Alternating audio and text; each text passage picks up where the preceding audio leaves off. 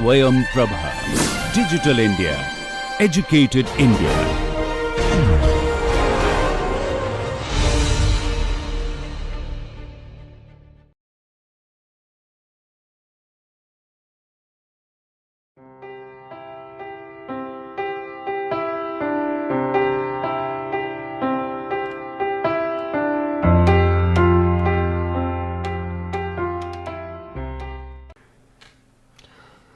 In the last lecture, we talked about the assessing heritage and significance values part 1, where we talked about the more about the different types of values and heritage and significance, and then what is the difference between the fabric and the intangible aspects. In this part 2, we will talk more about the intangible aspects of the heritage significance, and also we will talk about the management aspects.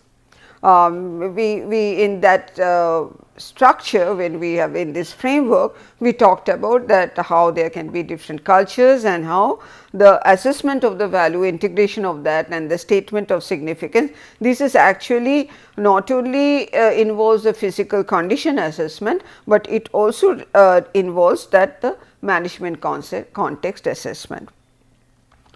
If you remember that when we were talking about the Shinto shrine, we talked about that it is not the fabric which is important, it is the continuity of the tradition and the skill, because after 20 years they sort of rebuild it exactly the way. In that process they continue the tradition and the skill, and what is also important is the religious practices and the beliefs and the procession, which are very important to that. So, we have seen the assessing the conservation of non-material cultural value becomes a very important aspect when we are talking about the assessment of significance and the values.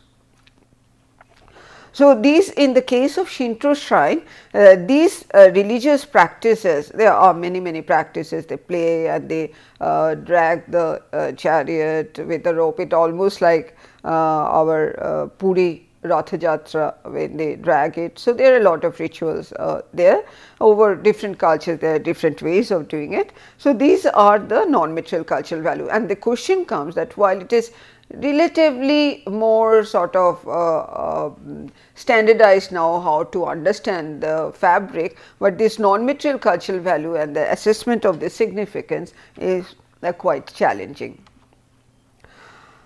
And in this context, let us talk about another World Heritage Sites, which is Angkor in Cambodia.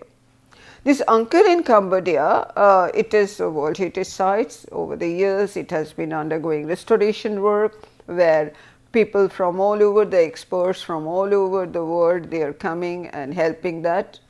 Indian Archaeological Survey of India has a very great role to play in this conservation over the years. Now, it is a very famous tourist spot. Now, when the tourist comes from all over the world to visit Angkor, Cambodia, it has its own demands, because to accommodate the tourists, to show the visitors, and that is very important. And we must also remember, for years it was actually under covered by a forest cover, and then later on it was discovered. Now, apart from the historical and aesthetic value for which actually the tourists come to see that, we must understand it is also a sacred place for the monks. Now, there is thus a sort of a conflict between the historical and aesthetic values versus the living values of these sites, which are actually spiritual and the social values. If we do not take that into cognizance, if we do not take in those aspects into management of these sites, then it may cause a negative impact for the people who sort of give a lot of importance to the sacred aspect for this such sites. We also in this context is very interesting thing, because over the years people actually knew that there probably was Moors or other types of larger settlement pattern which was there. It is not only the temple. Still they have not been discovered, but recently with the present technology of the leader technology, they have been able to find out that it was this temple what we see today, it was a part of a larger system, and there were other settlements there, there are roads which are possible to could be identified through the leader technology. And in 2015 it came to be known, and which shows one thing, that there was a very intricate, not only there were multiple cities between 900 AD and 1400 years, but there were also a very elaborate water system there, and this water system partly still exists, but without, there was not value given much to that water system, and this water system was a part of the how Angkor Wat came. What we see Angkor Wat today, or what the tourists come to see, is only a very minimal part of that. So, if you do not understand the system of the water, do not understand that how it was a part of the larger system, then or how it is sort of has a sacred value to a community, we will fail to sort of in managing those issues. That reminds me of a similar study in Konarak, not Konarak, I think it is Khajuraho, that where there are temples which are World Heritage Site, and there is an art historian who discovered that there was a water body near the Konarak temple, and this water body or the tank was very integral part of this temple, because the devotees actually used to take bath in that water body, and then they used to give worship, offer worship to the temple, homage to the temple, or offerings to the temple. Now, what happened when archaeological survey actually protected in the initial periods, there was not much understanding of the relationship between this water body and the temple complex. So, what they did is they put a barrier between this temple and the water body. Though there was a path, that path was blocked, because it is not a living temple. But one must understand this water body, the path, it was also an integral part of why the temple existed. It was a ritual.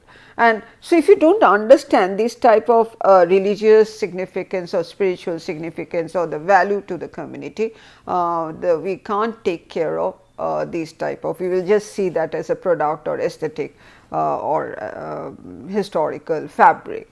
So, this is very important to understand in a larger context, as we are talking about Angkor, Cambodia, that this water system, that it was a part of a larger city settlement structure, is very important to understand. Fortunately, what is happening is that with the different types of technology, modern technology, we are able to understand which are not doing actually much destruction to the site, but we can do that, and we can sort of do an interpretation. So, what we have seen in these three examples, what we have discussed in Angkor, Cambodia, or Shinto Shrine in Japan, or Shamoli in Shantiniketan, we found that it is not only the fabric which is important, but the intangible practices, belief, rituals, why they were there, the other types of social values, association, the intangible aspects are very important to understand the value and the cultural significant assessment. Also, at the same time, we must understand that it is not only that this intangible and the tangible heritage aspects are important and their interrelationship with each other. We must also try to understand the authenticity and integrity constitute aspects of cultural significance that are relevant to assess before and after any intervention, since they may be altered by conservation aspects. For example, as I was talking about Shamoli, it will be quite easy to replace the roof, mud adobe roof, with a concrete structure. It probably people will not understand much, but what it will intervene is that it will intervene with the integrity of the structure, because the value of the structure is the construction technique. Look wise, if you just see it look wise and aesthetic, probably we will say that it does not matter, because look wise it will remain the same, nobody will understand. But if we see Shamoli as an example of the construction technique and adobe structure, then we must give all our attention and the technology and everything to preserve it as an adobe structure. And that is why it is very important that why we must understand the values and significance and how it is related with what is the intervention what is desirable or not. And as I said initially that there are various approaches, there is like you can't sort of say a rule that in this case each and every specimen, each and every structure, every site of heritage significance has its own challenge and it has to be seen in its own context. We are again coming back to the value based management system, where we are talking about that how the physical condition assessment and the management context assessment are very important to understand that how integration of assessment and how it is important for the policy decision, and how the statement of significance is also to come through a group process, the community and the stakeholders. I will discuss a very important example in Australia, that how these various stakeholders have a various values and how it related or it gave rise to some of conflict and clash between the different communities, and how this was resolved. It took a long time to resolve that, and how it was resolved by proper understanding of the values and significance. But before that we must understand that I am sharing that from one of the lectures by Professor Duncan Marshall, which I attended in unit Hiroshima course in 2050. I am acknowledging that through his lecture actually I came to know about this very interesting example. Now, what are the steps for this? First of all, one must understand or identify the values. Then after the values, one must try to identify that what are the attributes that hold, convey or embody the values. So, the value is one thing, and we must understand that what are the attributes which actually contribute significantly to the value or represent those values. Then we must, in the third step, we must understand that how to manage a property on the basis of these values. So, the management becomes very important. Management means protecting, preserving, intervention, a lot of maintaining it. And then if it sort of give rise to the conflicts, and how to manage the conflict between the different values. So, let us talk about this example. So, this is actually Flint's Grave, Alice Springs in Australia. So, it is actually has a commemorative value. Flint's Grave, there is a stone, as we can see, is a beautiful surrounding nice thing, and it is there, and what it was commemorating. This is located in Australia in this place, the Alice Spring, and is a large country. So, in a very nice landscape, this grave is situated there. Actually, it is a commemorative for Reverend John Flynn. Now, John Flynn actually is a part of a flying doctor. When the white people came to Australia, they were the original tribal people who were actually the original settlers of Australia. Is a vast country. So, there was not much communication, and these group of these doctors, they were taking care of these different types of Aboriginal people, and what they did is that they are the different types of tribes, as I say, scattered over a vast region. So, what they did is that the Royal Flying Doctor Service of Australia, it is not a government, it was a non-governmental organization. So, what they used to do is that they used to go to the different regions, and they used to sort of find out that about their illness and others, serve them. If required, they will bring back them over the helicopters and the aeroplanes and other thing. So, Dr. Flynn actually did that service for years to these tribal people. So, when he passed away, the local people and also his team members, they thought that so much he has contributed to the betterment of these people and taking care of these people. So, there has to be some sort of a memorial, not in a city, but in that location. So, what they did to commemorate his contribution, what they did is that they sort of found out a stone from that region, and these put that stone as a memorial to Dr. Flynn. While they were doing and taking, because there were sort of a natural stones there which are piled up, and they didn't know or they didn't understand that it is actually a sacred site for the Aborigines, and they put it there.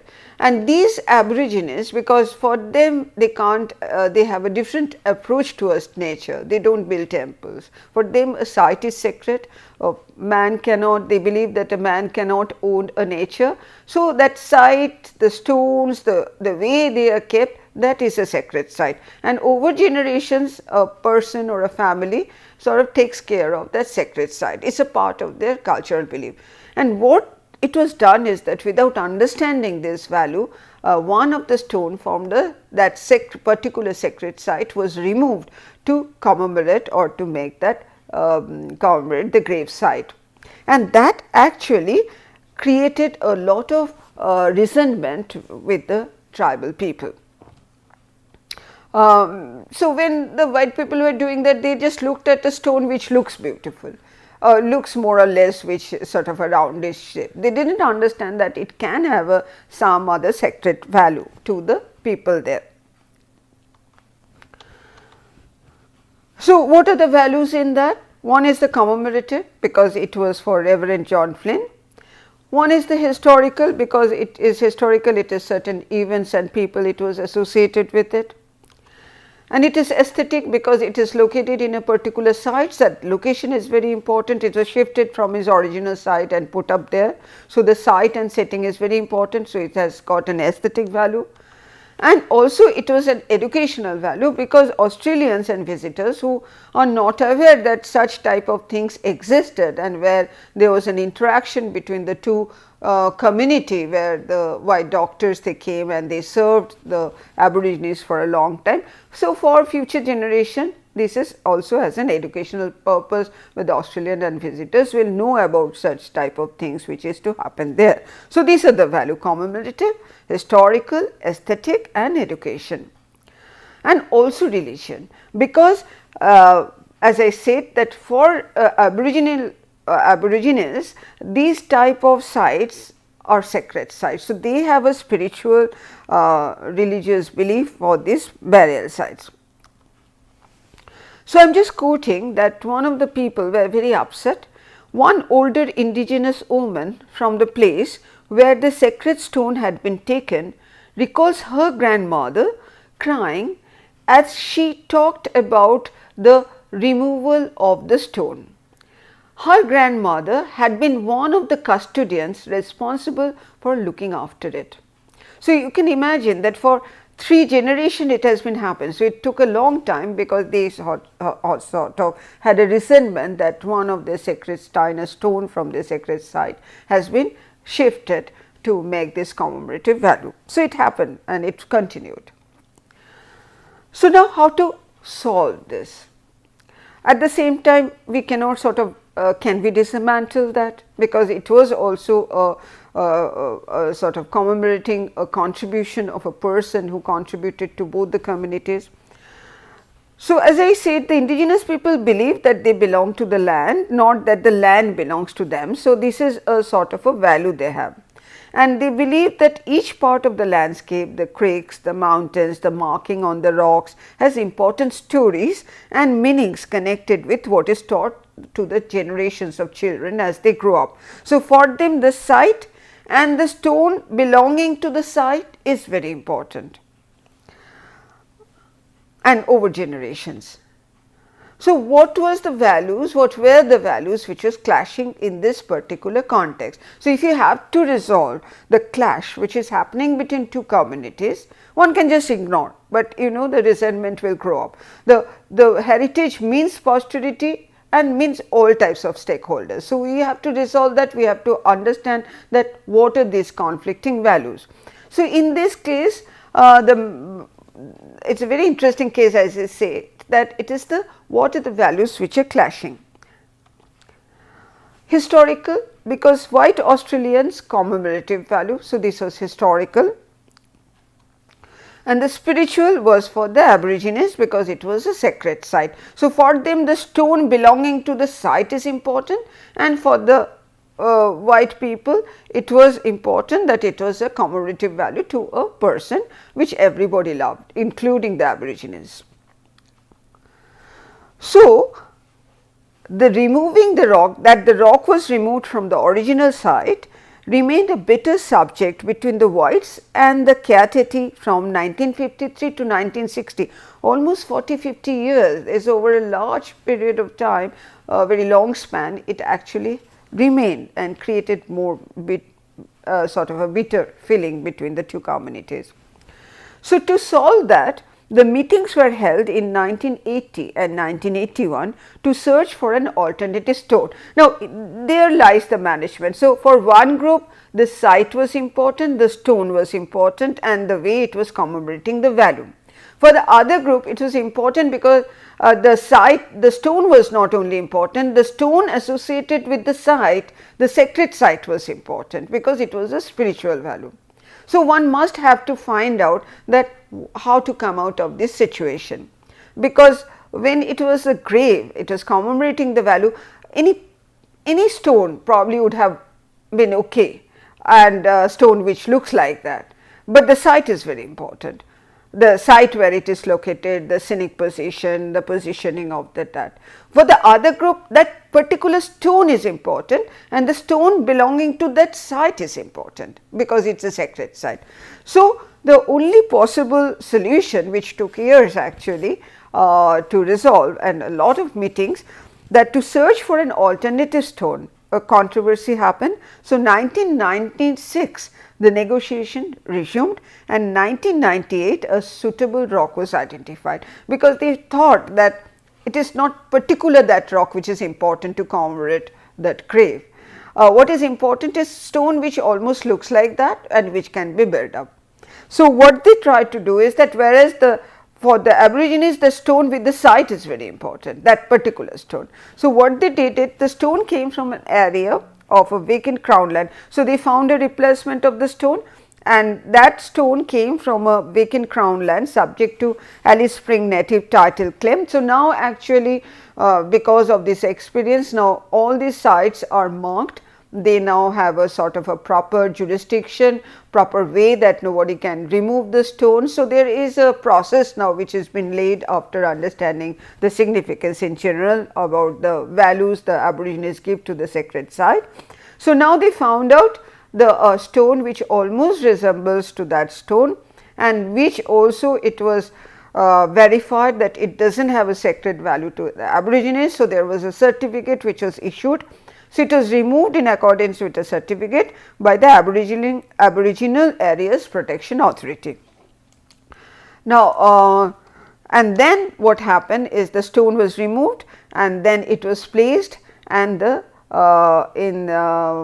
which almost looks the same size and place, and that particular stone was sent back to the sacred site. So, this actually shows that until and unless we really understand that what are the values and significance, we cannot really understand or resolve the conflict and clashes between the different communities. That reminds me of a similar case in India. Few years back, there was a factory in West Bengal, that where they wanted to expand the factory, and for that they have to expand in a site where there is a particular stone which the local tribal people have been worshipping for years. And the other people will say, okay, we will do the compensation. The factory people, the government said, we will do the compensation, we will shift the stone to some other side, you can do the worship there. That never happens, because for these tribal people the stone is not important, which is a product. The stone in that location, that site is very important, and so rebuilding or removing or shifting is really not the issue, cannot solve the issue. So, one, if you do not understand the different sort of approaches, different ways or different community, how they look at to their heritage or significance, we cannot resolve the sort of a conflict which come. But at the same time, as we said that now the tendency is that we must take into sort of everybody's viewpoint, all types of stakeholders, try to listen to them.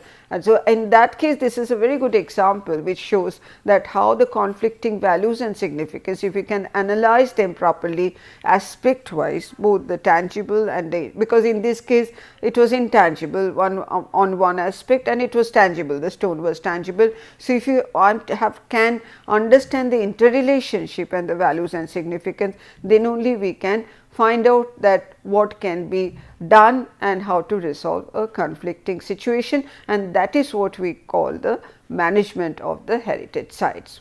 Thank you.